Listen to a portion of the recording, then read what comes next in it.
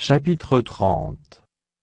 Et maintenant, je suis la risée de plus jeunes que moi, de ceux dont je dédaignais de mettre les pères parmi les chiens de mon troupeau.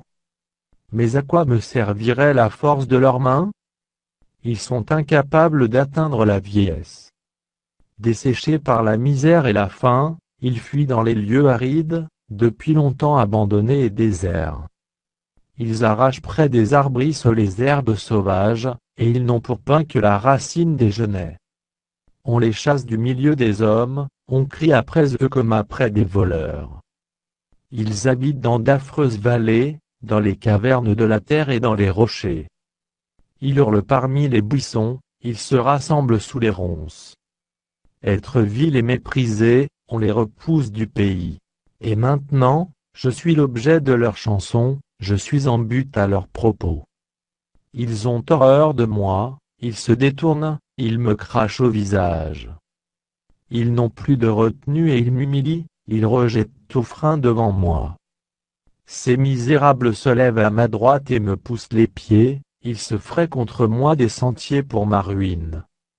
Ils détruisent mon propre sentier et travaillent à ma perte, eux à qui personne ne viendrait en aide.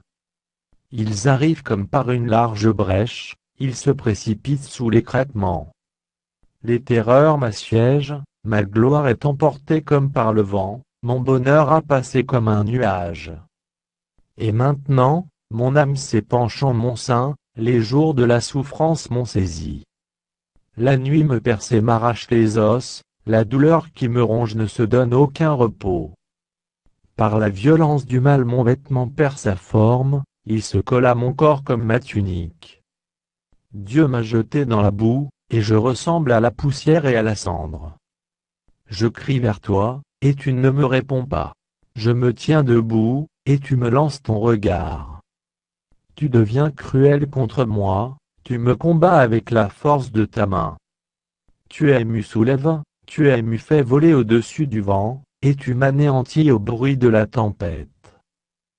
Car, je le sais, tu me mènes à la mort, au rendez-vous de tous les vivants. Mais celui qui va périr n'étend-il pas les mains? Celui qui est dans le malheur, n'implore-t-il pas du secours? N'avais-je pas des larmes pour l'infortuné? Mon cœur n'avait-il pas pitié de l'indigent?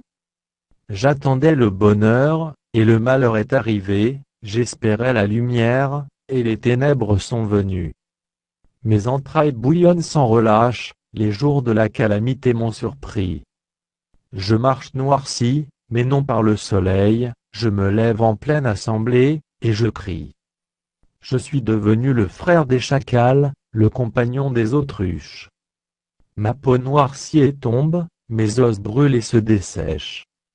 Ma harpe n'est plus qu'un instrument de deuil, et mon chalumeau ne peut rendre que des sons plaintifs.